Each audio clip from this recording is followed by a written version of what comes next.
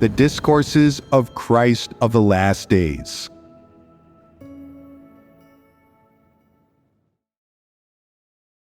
An arrogant nature is at the root of man's resistance to God.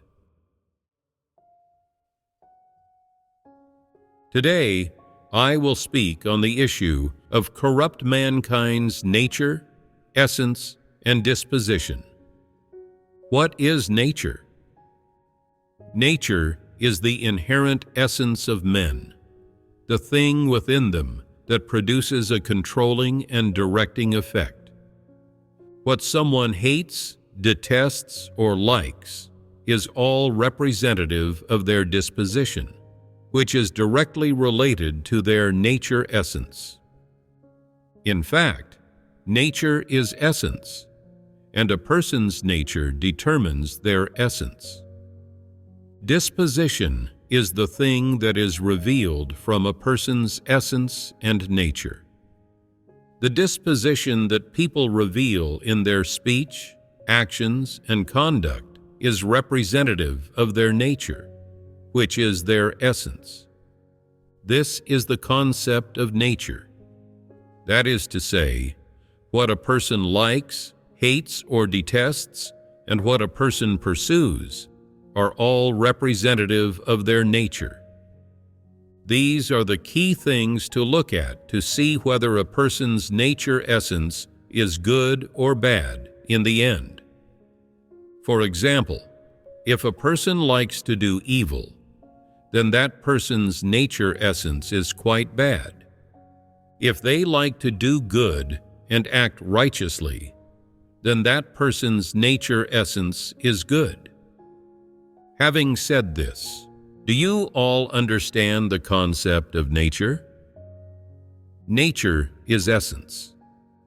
Before, it was said that people are of the same essence as their spirit, whatever spirit is in them, whichever kind of spirit, that is the kind of nature they have.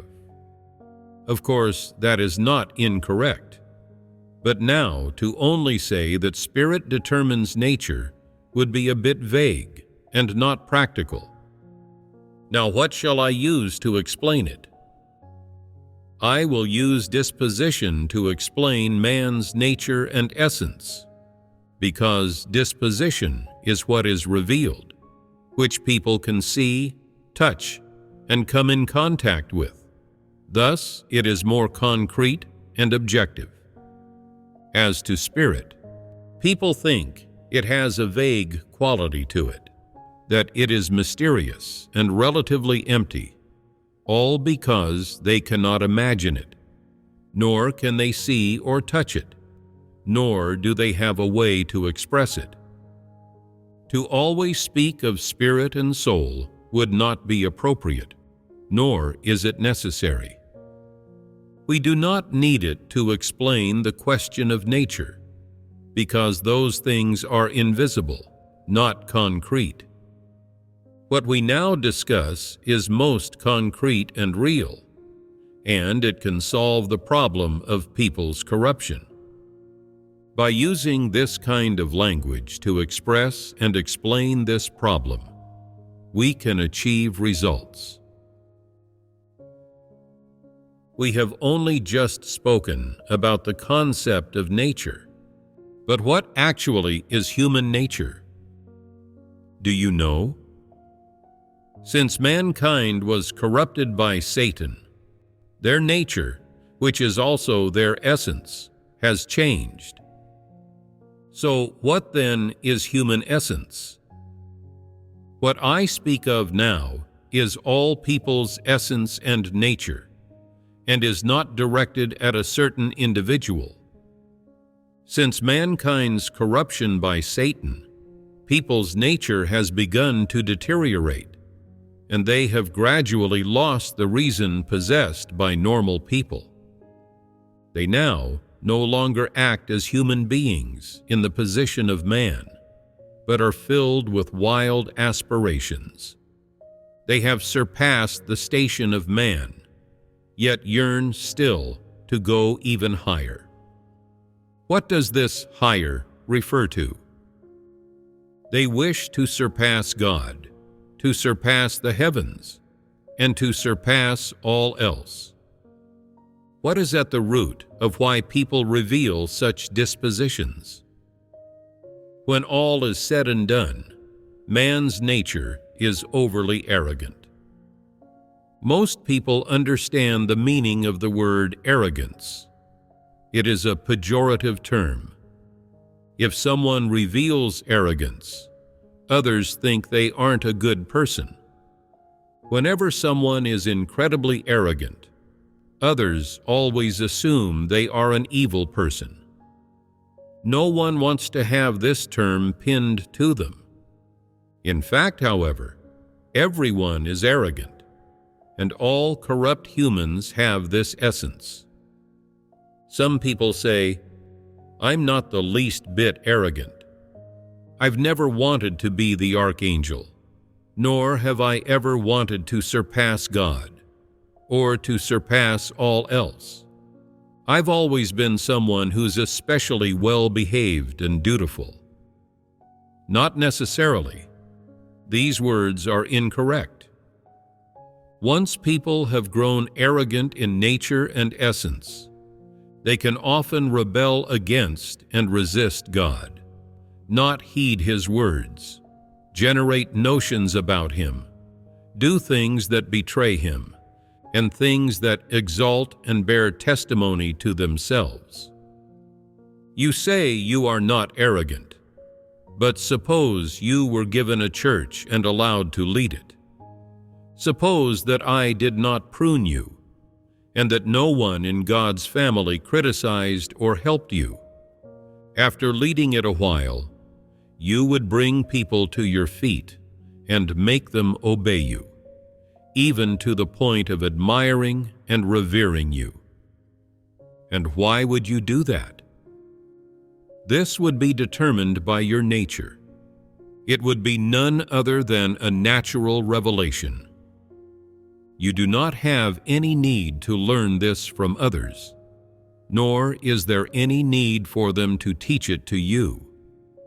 You do not need others to instruct you or compel you to do this. This kind of situation comes about naturally. Everything you do is about making people exalt you, praise you, worship you, obey you, and listen to you in all things. Allowing you to be a leader naturally brings about this situation, and it cannot be changed. And how does this situation come about? It is determined by man's arrogant nature. The manifestation of arrogance is rebellion and resistance against God. When people are arrogant, conceited, and self-righteous, they tend to set up their own independent kingdoms and do things in whatever way they want. They also bring others into their own hands and draw them into their embraces. For people to be capable of doing such arrogant things, it just proves that the essence of their arrogant nature is that of Satan. It is that of the archangel. When their arrogance and conceit reach a certain level, they no longer have a place for God in their hearts, and God is put aside. They then wish to be God, make people obey them, and they become the archangel. If you possess such a satanic, arrogant nature, God will have no place in your heart. Even if you believe in God, God will no longer recognize you, will view you as an evil person, and will eliminate you. We have preached the gospel over and over to many leaders within religious circles, but no matter how we fellowship on the truth with them, they do not accept it. Why is this? It is because their arrogance has become second nature, and God no longer has a place in their hearts.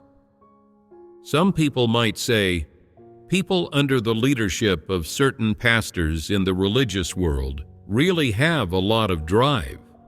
It is as though they have God in their midst. Do you take having enthusiasm for having drive? No matter how lofty those pastors' theories might sound, do they know God?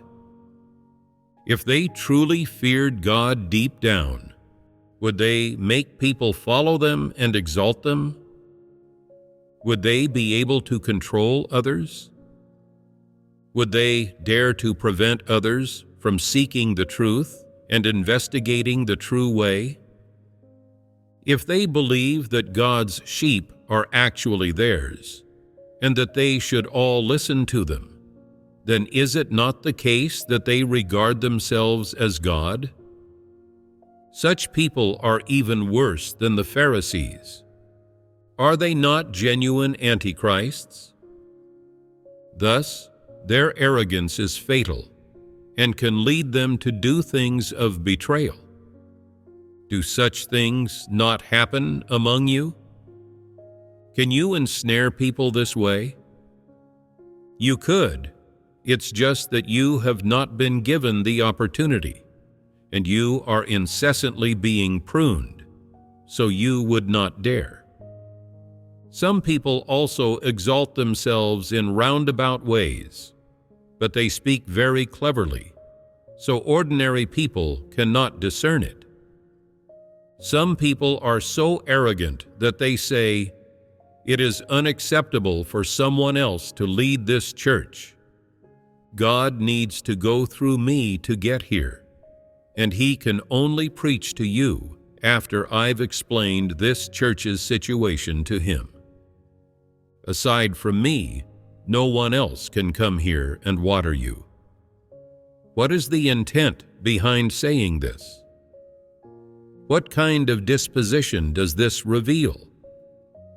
It is arrogance. When people act like this, their conduct is resistant to and rebellious against God. So people's arrogant nature determines that they will exalt themselves, rebel against and betray God, ensnare others, ruin others, and ruin themselves. If they die unrepentant, then they will be eliminated in the end. Is it not dangerous for a person to have an arrogant disposition? If they have an arrogant disposition, but they are able to accept the truth, then there is still room to save them. They must go through judgment and chastisement, and cast off their corrupt disposition in order to attain true salvation. Some people always say, "Why does God use judgment and chastisement to save people in the last days? Why are the words of judgment so severe?" There is a saying you might know: God's work varies with each individual. It is flexible, and He does not adhere to regulations. The work of judgment and chastisement in the last days is primarily directed at people's arrogant nature. Arrogance encompasses a lot of things, a lot of corrupt dispositions. Judgment and chastisement come directly at this word, arrogance, in order to fully remove people's arrogant disposition. In the end, people will not rebel against God, nor resist Him, so they will not endeavor to set up their own independent kingdoms, nor will they exalt or testify of themselves, nor will they act vilely, nor will they have extravagant demands of God. In this way, they have cast off their arrogant disposition. Arrogance has many manifestations. For example, say someone who believes in God demands His grace. On what basis can you demand it? You are a person corrupted by Satan, a created being. The fact that you live and breathe is already the greatest of God's graces. You can enjoy all that God has created on the earth. God has given you enough, so why would you demand more of Him? It is because people are never content with their lot. They always think that they are better than others, that they should have more, so they always demand it of God. This is representative of their arrogant disposition. Though their mouths might not say it, when people first start believing in God, in their hearts they may well be thinking, I want to go to heaven, not hell. I want not only me to be blessed, but my whole family. I want to eat nice food, wear nice clothes, enjoy nice things. I want a good family, a good husband or wife, and good kids. Ultimately, I want to reign as king. It's all about their requirements and demands. This disposition of theirs, these things they think in their hearts, these extravagant desires, they all typify the arrogant nature of man. What makes me say this? It comes down to people's status. Man is a created being that came from dust. God formed man of clay and breathed into him the breath of life. Such is the lowly status of man, yet still people come before God wanting this and that. Man's status is so ignoble, he should not open his mouth and demand anything from God. So what should people do? They should work hard regardless of criticism, put their shoulder to the wheel, and gladly submit. It's not a question of gladly embracing humility. Do not gladly embrace humility. This is the status people are born with. They should be innately submissive and humble, for their status is humble, and so they should not demand things from God, nor have extravagant desires toward God. Such things should not be found in them. Here is a simple example. A certain wealthy household hired a servant. This servant's position in the wealthy household was especially low, but they nevertheless said to the master of the house, I want to wear your son's hat. I want to eat your rice. I want to wear your clothes, and I want to sleep in your bed. Whatever things you use, whether gold or silver, I want them. I contribute a great deal in my work, and I live in your house, so I want them. How should the master treat them? The master would say, You ought to know what kind of thing you are, what your role is.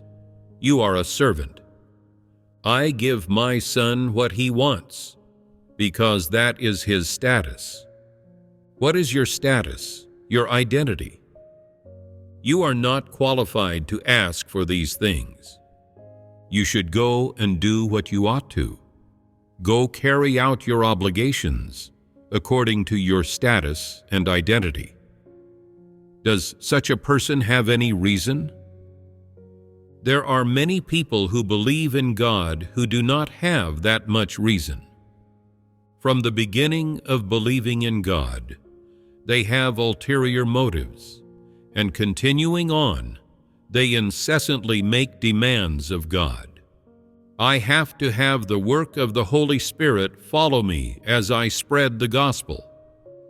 You also have to forgive and tolerate me when I do bad things. If I do a lot of work, you have to reward me. In short, people are always wanting things from God. They are always greedy. Some people who have done a little work and led a church quite well think that they are superior to others, and often spread words such as, "Why does God put me in an important position? Why does He keep mentioning my name? Why does He keep talking to me? God thinks highly of me because I have caliber and because I am above ordinary people. You are even jealous that God treats me better. What have you got to be jealous of?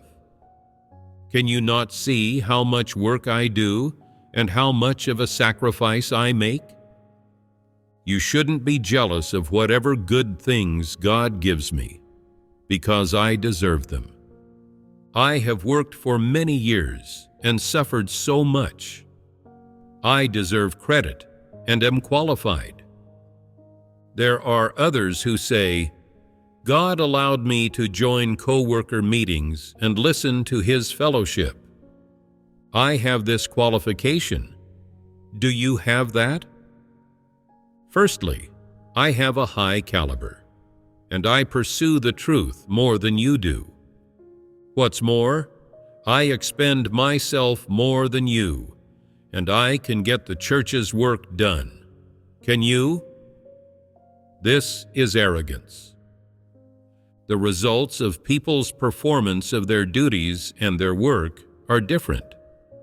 Some have good results, whereas others have poor results.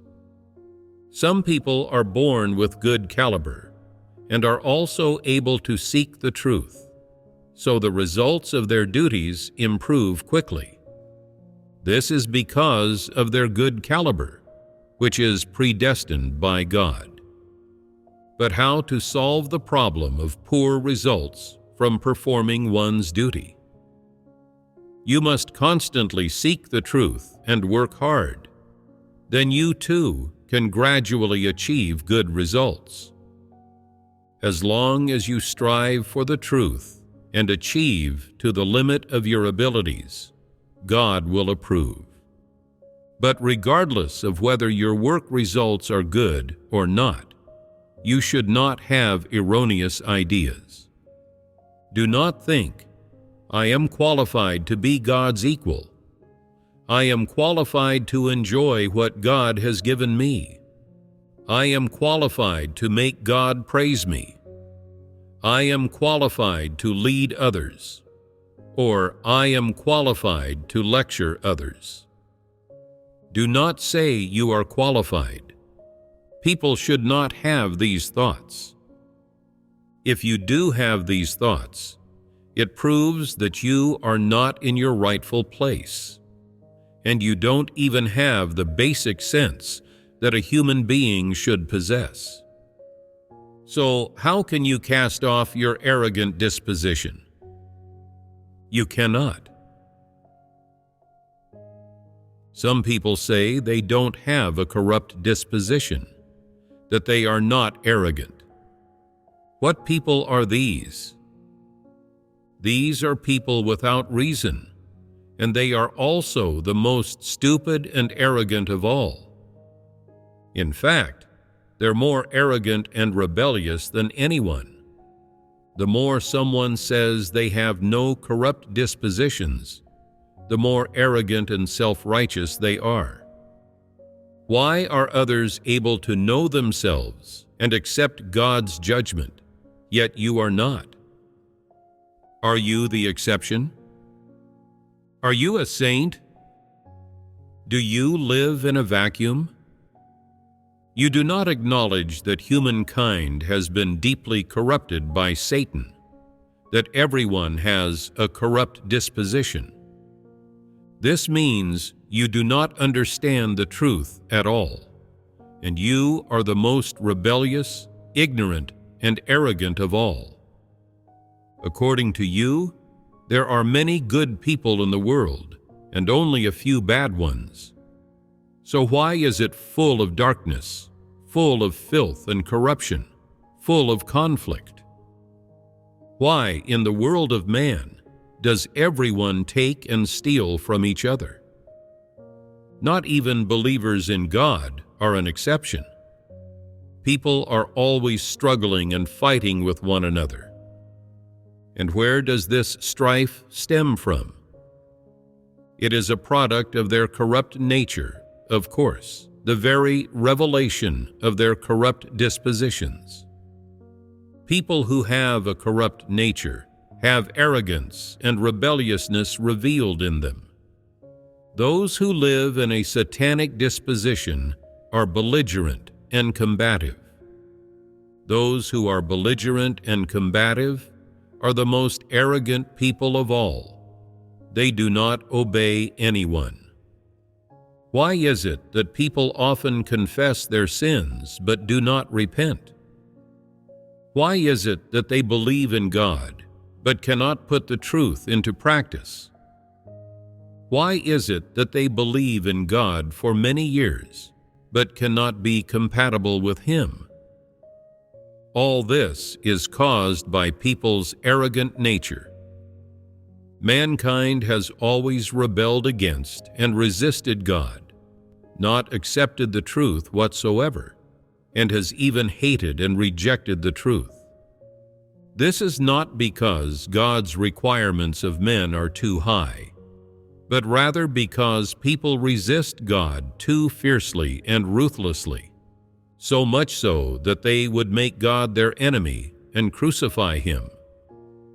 Is such corrupt mankind not too fierce, arrogant, and unreasonable?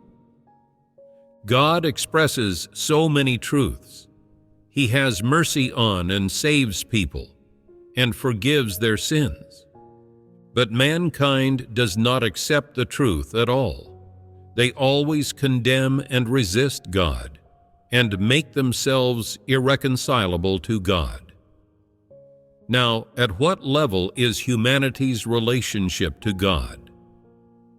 Man has become God's enemy, His antithesis. God expresses truth to expose, judge, and save people. People do not accept it or pay it any attention. People do not do what God requires of them. They instead go and do the things He hates and detests. God expresses the truth, but He is rejected by people. God judges and chastises people's corrupt dispositions. And not only do they not accept the truth, but they argue with and revolt against Him. How arrogant are people! Corrupt mankind brazenly denies and resists God. Even if they believe in God, they always pursue great blessing, reward, and entry into the kingdom of heaven.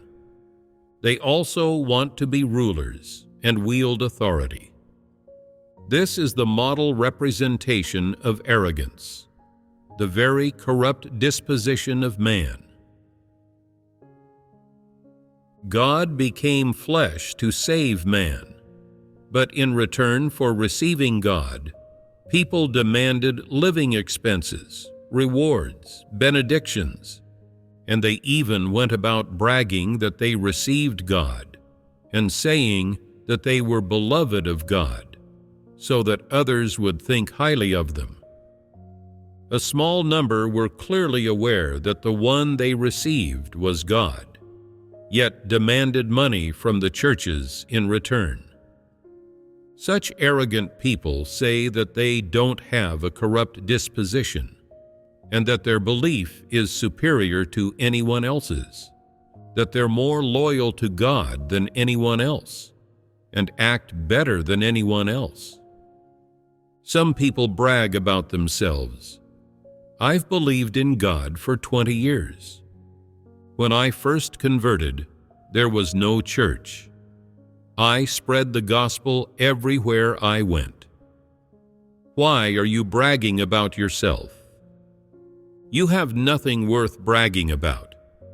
Based on your current behavior, you should slap yourself in the face, curse yourself, detest yourself, and hate yourself. So why are you bragging about yourself? Your arrogant disposition is too severe. You have already reached the apex, the extreme. Whether people say a lot or a little, their tone, their intents, and their words all have an arrogant flavor and essence. I will draw a simple example. Say the church has a person who has just begun to believe, who is fairly dependable, who sincerely pursues. Some people might look down on them, haughtily saying to them, "How many years have you been a believer? Where are you from? Do you have some notions? Which truths are you still not clear on? Are you equipped with these basic truths? After you are equipped, you should go spread the gospel." What qualifications do you have to lecture someone like this? You are also human. It's just that you accepted a little earlier. Nevertheless, you have not yet cast off the arrogance in the essence of your own corrupt disposition. What qualifications do you have to lecture others? Of course, you may fellowship with them, but your perspectives and intents are incorrect. Your attitude is wrong, and the nature of this is so odious. When the above reaches out to some people to learn about the gospel work situation, asking them if there are difficulties in spreading the gospel or what problems need to be solved in the gospel work, they say, "The work is normal. There are no problems," and adopt an attitude of intentional disregard. They seldom report which problems exist in the gospel work, or how they are solved, much less what difficulties there are that need to be solved by the above. What kind of problem is this?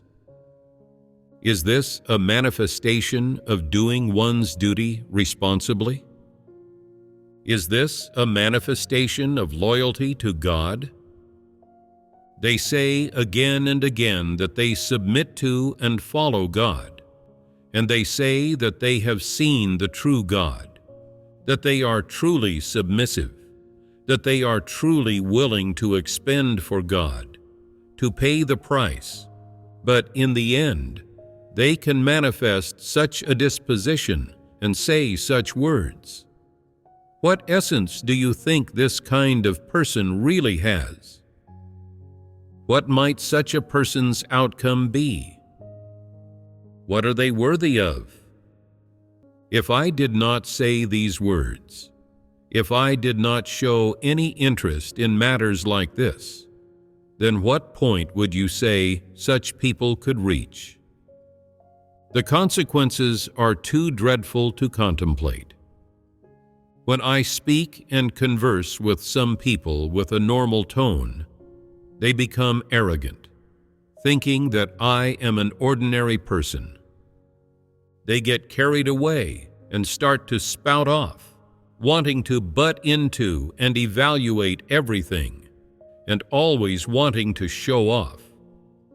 When I see that they are such a person, I do not pay them any attention. To speak truthfully with you, I see that most people are fairly disgusting. Right after meeting them, I have not finished saying 3 sentences before they start to bow and scrape. Less than a week after meeting them, they would already dare to lecture God. After knowing such a person for a time, I dislike them. I don't pay attention to them. And later I hear that they have done something bad, that they are evil. Put yourselves in someone else's shoes and think for a moment. If you ran into this kind of situation while raising your children, how would you feel? People raise children so that they will take care of them in their old age and give them a proper burial. If their children do not pay attention to them when they get old, putting on airs and lecturing them, or mistreat and bully them, and aren't in the least bit filial, then how will they feel? Will they not feel both angry and sad? You are young right now, with a shallow level of experience, and you cannot yet appreciate this. I have been to many places and met many people. Among those people, of those with whom I was able to sit as an equal and fellowship, to chat about life, not one of them said, "God is good to me. I need to have a little bit of conscience and reason. I won't do anything that violates my conscience." People cannot do even a small thing with conscience or humanity. They cannot even speak from their own position or keep to their duty, to say nothing of practicing the truth, which they cannot do either. If people become too arrogant, they will be more severe than the archangel, going one step further. Some people are of a slightly better caliber. They can do a little work, and they are chosen to become church leaders. After becoming a leader, they have not done much real work before they start to become arrogant. People do not dare to prune or point out their errors. If you speak strongly or a little severely with them, they get angry and say, "I won't do it." Whoever you want to do it, have them do it. I'll see if anyone can do it better than me. Let the Holy Spirit reveal them. How arrogant these words are. How rebellious are people. They have no feelings at all about the words they say or the things they do. They are totally unaware. As I dissect their arrogant words, their arrogant actions, the motivations they hold in their hearts, and the ugliness they reveal bit by bit, people come to understand themselves. That is how numb people are. Without such dissection and clarification, would people be able to know themselves? Would they be able to do anything humane? They will only be a little more well-behaved if I constantly hit them with a stick. That's how worthless people are. People are already at this level of arrogance. Discipline is totally useless.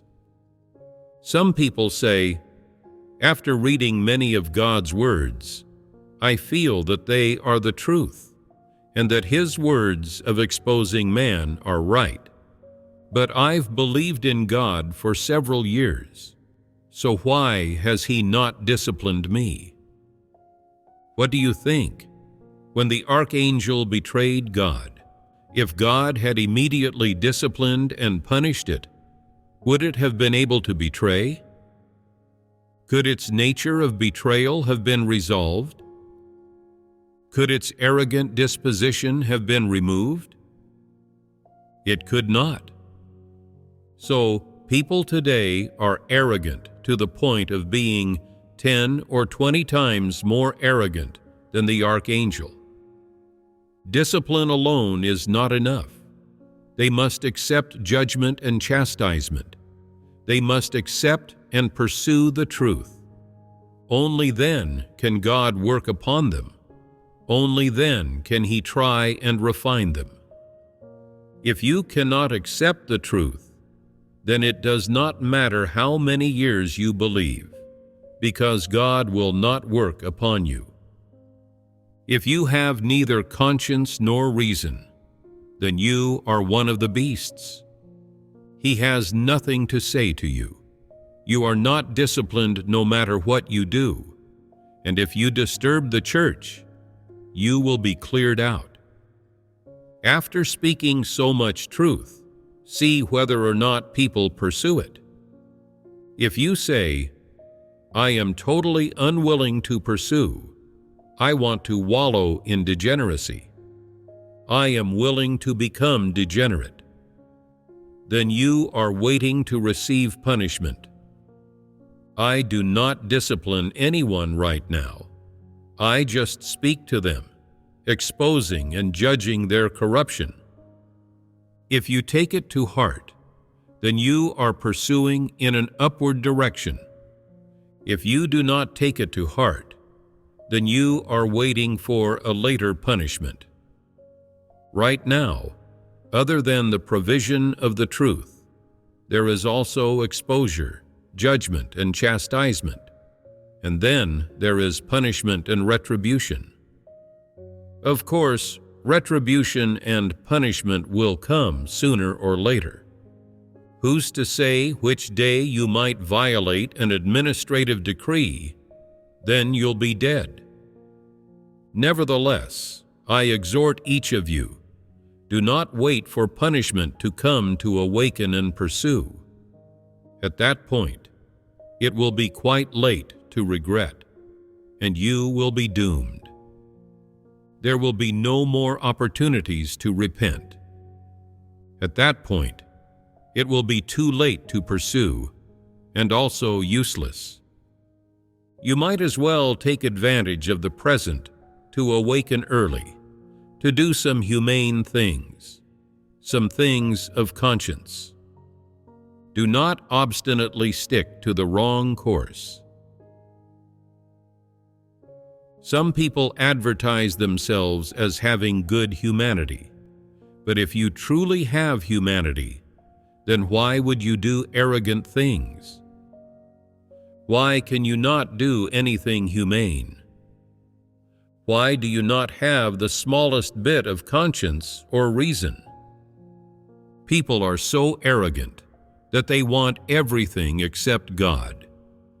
They adore every star, devil, and Satan, but they neither worship God nor submit to Him. They are able to do any bad thing. I have been to many places. Some people who have received me have charged a huge amount for food and lodging, and moreover, the food and daily items are paid for by the church. I ask you, how do these people not have any conscience? Am I not qualified to eat a meal they have prepared? They said before that they were willing to receive me, but when I arrive, they behave shamefully like this. Are they still human? Do they still have humanity? Do not be glib. You cannot do it. You have no humanity, and you are a beast. Your nature and your arrogance condemn you. People have too little faith. They are so arrogant and rebellious that they have no room left for God. Is someone who is corrupted to this degree worthy of being called human?